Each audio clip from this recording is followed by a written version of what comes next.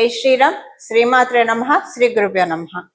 2026 సంవత్సరము జూలై నెల 19వ తారీఖు నుంచి 2026 సంవత్సరం జూలై నెల 25వ తారీఖు వరకు కూడా ఈ వారం యొక్క గోచారంలో ఉన్న గ్రహస్థితులు, ఈ గోచారంలో ఉన్న గ్రహస్థితులను అనుసరించి ద్వాదశ రాశుల వాళ్ళకి, ద్వాదశ లగ్నాల వాళ్ళకి ఎలాంటి ఫలితాలు అందబోతున్నాయి ఇవన్నీ మనం చూద్దాం. మొదటిగా గోచారంలో ఉన్న గ్రహస్థితులు: వృషభ రాశిలో మంగళ సంచారము, మిథున రాశిలో బుధ భగవానుడు సంచారము. బుధ భగవానుడు మిథున రాశిలో వక్రించి ఉన్నాడు.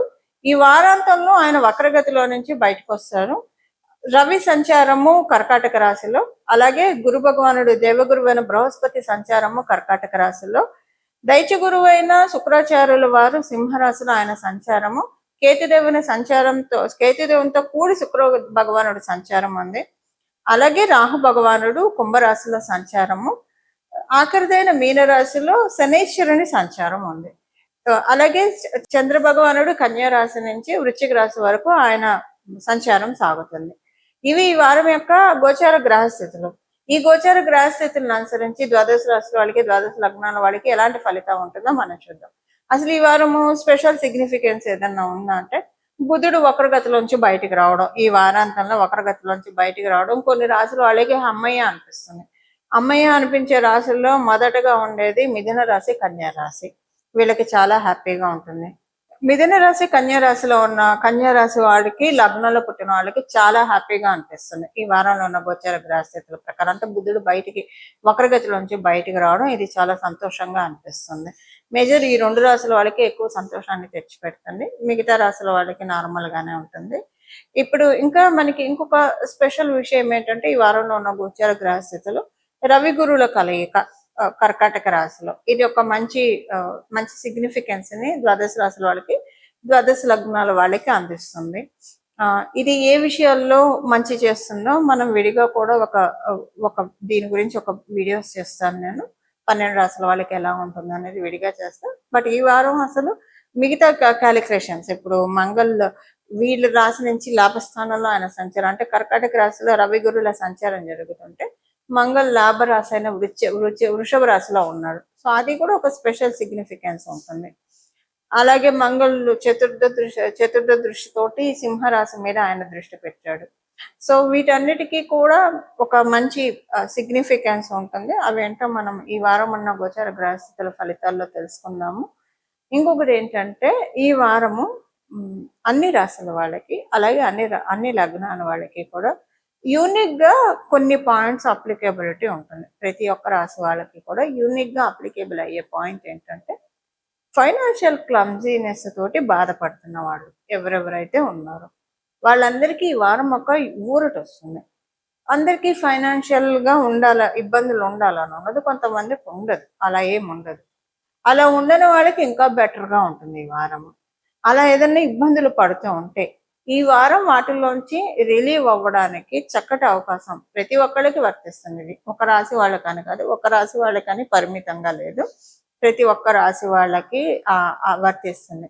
ఇప్పుడు మిథున రాశిలో బుధ భగవానుడు వక్రగతిలోంచి బయటికి రావడం, శుభకర్తరిలో ఉన్నాడు. శుభకర్తరిలో ఉండడానికి కారణం ఏంటంటే, గురు భగవానుడు ద్వితీయ రాశిలో ఉండడం వల్ల అది శుభకర్తరిలో ఉన్నాడు. సో ఇలా అందరికీ కూడా కొన్ని మంచి జరుగుతుంది. ఇప్పుడు ఒక్కొక్క రాశి వాళ్ళకి ఏ విషయంలో మంచి జరుగుతుందో ఈ వారఫలాల్లో భాగంగా మనం తెలుసుకుందాము. ఇవి మనం విడివిడిగా ప్రతి ఒక్క మేషరాశి మొదలుకొని మీనరాశి పర్యంతం వరకు కూడా ఒక్కొక్కరికి ఎలా ఉంటుందో ఇప్పుడు మనం చూద్దాం. కుంభరాశి, కుంభలగ్నంలో పుట్టిన వాళ్ళకి మీకు ఈ వారము, పోయిన వారం అసంతృప్తి అవన్నీ ఉన్నవి ఏవైతే ఉన్నాయో, పోయిన వారం మీకు మనసులో నలిగినవి అవన్నీ ఈ వారం మటుమాయం అయిపోతాయి. కొంచెం ప్రశాంతంగా అనిపిస్తుంది, ఆత్మ సంతృప్తి అనిపిస్తుంది, పిల్లల విషయంలో సంతృప్తికరంగా ఉంటుంది. మీరు తీసుకున్న నిర్ణయాలు మీరు ఇంప్లిమెంట్ చేయగలుగుతారు. కొత్త నిర్ణయాలు తీసుకోవడానికి ఇది సమయం చాలా అనుకూలంగా ఉంది. శత్రువులు మిత్రులు అవుతారు. అసలు శత్రువులే ఉండరు అని చెప్పచ్చు. శత్రువులు కంప్లీట్గా మటుమాయం అయిపోతారు. అందరితోటి కూడా మిత్రభావం ఉంటుంది. ప్రతి ఒక్కళ్ళు కూడా మిమ్మల్ని బాగా నోటీస్ చేస్తారు. చాలా బాగా అనిపిస్తుంది ఈ వారం. మీకు అందరితోటి ఆనందంగా ఉంటుంది. గెట్ టుగెదర్స్ ఎక్కువగా ఉంటాయి. కొంతమందికి ఎవరి దగ్గరికి అయితే మీరు వెళ్ళొద్దు అనుకున్నారో వాళ్ళే మిమ్మల్ని ఇన్వైట్ చేస్తారు.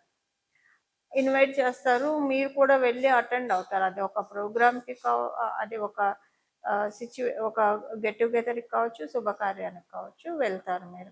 ఇవన్నీ కూడా మీకు సంతృప్తిగా సంతోషాన్ని ఇచ్చే విషయాలుగా అవుతాయి. ఉద్యోగస్తులందరికీ సమయం అనుకూలంగానే ఉంది, ఎలాంటి ఇబ్బంది లేదు గోచారం వల్ల. వ్యాపారస్తులకు కూడా గోచారము ఎలాంటి ఇబ్బంది పెట్టట్లేదు, అనుకూలంగా ఉంది. వివాహ ప్రయత్నాలు చేయాలనుకున్న వాళ్ళకి మీ జన్మస్థితులు గ్రహస్థితులను అనుసరించి ఆధారపడి ఉంటుంది. మీరు చేసే వివాహ ప్రయత్నాలు సఫలీకృతం అవుతాయా లేదా అన్నది. సంతానం కోసం ప్రయత్నించే వాళ్ళకి అనుకూలమైన సిచ్యువేషన్. విద్యార్థినులందరికీ కూడా చాలా మంచి టైంలో ఉన్నారు. గృహిణులకి కూడా చాలా మంచి సమయంలో ఉన్నారు ఇప్పుడు. అలాగే విద్యార్థులు అవ్వచ్చు, గృహిణులు అవ్వచ్చు, ఫ్యామిలీ మెంబర్స్ తోటి టైం ఎక్కువ స్పెండ్ చేయగలుగుతారు, టైం దొరుకుతుంది. సీనియర్ సిటిజన్స్కి కొన్ని శుభవార్తలు వింటారు. మీ పిల్లలకు సంబంధించిన కావచ్చు, లేదా మీకు సంబంధించిన ఏమైనా మీకు రావాల్సిన పెండింగ్ అమౌంట్స్ ఏమైనా ఉంటే రావడం, ఇలాంటివి ఉంటాయి. ఇవి వారం యొక్క గోచర గ్రహస్థితుల ఫలితాలు కుంభరాశి, కుంభలగ్నంలో పుట్టిన వాళ్ళకి. పరిహారము, ఈ వారము చేసుకోవాల్సిన పరిహారము ద్వాదశ రాశుల వాళ్ళకి, ద్వాదశ లగ్నాల వాళ్ళకి సూర్య భగవానుడి యొక్క బలాన్ని పెంపొందించుకోవడానికి, రవి బలాన్ని పెంపొందించుకోవడానికి ఇది అత్యద్భుతమైన అవకాశం. మీ జన్మజాతకంలో రవి బలం ఉన్నా లేకపోయినా, రవి బలం లేకపోతే ఎలా ఉంటుంది? ఆత్మన్యూన్యత భావం ఎక్కువగా ఉంటుంది. ఒక్కొక్కసారి ఇగో కూడా ఎక్కువగా అనిపిస్తుంది, ఇగో ఎక్కువ ఉంటుంది. ఎక్కడ ఉండకూడదు అక్కడ ఇగో చూపిస్తాము. అలాగే ఎక్కడైతే మనల్ని మనం ఎక్స్పోజ్ చేయాలో అక్కడ ఆత్మన్యూన్యతగా ఉంటుంది. సో రవి బలం లేకపోతే ఇలాంటివి ఎక్కువగా ఉంటాయి. అలాగే గవర్నమెంట్ వాళ్ళతోటి ఒక్కొక్కసారి కొన్ని చిన్న ఇబ్బందులు రావడానికి అవకాశం ఉంటుంది. సో రవి బాగోకపోతే మెయిన్ ఆత్మకారకుడు కదా రవి. ఆత్మకారకుడు అంటే మన ఆత్మ ఎంత స్ట్రాంగ్ గా ఉంటుందో మనం అంత స్ట్రాంగ్ గా ఉంటాము. ఇప్పుడు దీనికి చిన్న ఎగ్జాంపుల్ చెప్పాలంటే, పూజ్య గురువులు రమణ మహర్షి వారు ఆయన శరీరాన్ని, ఆయన కాలిని తేనెటీగలు కుట్టినా కూడా ఆయన కొంచెం కూడా చలించలేదు. ఎందుకంటే ఆయన ఆత్మతత్వాన్ని గ్రహించారు కాబట్టి. ఆత్మతత్వం ఎవరైతే బాగా గ్రహిస్తారో వాళ్ళకి శరీరానికి ఏం జరిగినా, సిచ్యువేషన్స్ ఏం జరిగినా కూడా వారికి అదొక సాక్షిభూతంగా చూస్తూ ఉంటుంది ఆత్మ, అంతే. అంటే ఇది ఆయన స్పిరిచువల్ గా ఉన్నతిలో ఉన్న వాళ్ళకి ఆయన మార్గదర్శకం అనుకోండి, అది వేరు. కానీ మా లౌకిక అంశాల్లో కూడా ఇప్పుడు ఎవరైనా కొంతమందిని మనం చూస్తే చాలా స్ట్రాంగ్ గా అనిపిస్తారు. వాళ్ళకి సిచ్యువేషన్స్ ఇప్పుడు బాగా సక్సెస్ఫుల్ పొజిషన్ లో ఉన్న వాళ్ళకి ఏం లేకుండానే కేక్ వాక్ లాగానే ఉంటుందా, బెడ్ ఆఫ్ రోజెస్ లాగా ఉంటుందా? వాళ్ళ ప్రయాణం అంటే ఉండదు కదా. అక్కడ ఉన్నది ఏంటి? మిగతా వాళ్ళకి లేని ఏంటి? ఆత్మబలం, ఆత్మస్థైర్యం.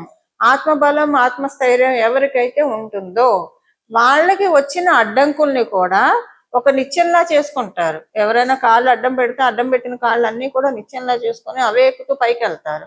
ఈ అడ్డం పెట్టిన కాళ్ళు వాళ్ళు అక్కడే ఉండిపోతారు, ఎందుకంటే వీళ్ళు ఈ పనిలో ఇక్కడ స్టక్ అయిపోయారు కాబట్టి. ఇది చేస్తాడు సూర్యనారాయణమూర్తి. ఏం చేస్తాడంటే మనకి సక్సెస్ని ఇస్తాడు, ఉన్నతిని ఇస్తాడు.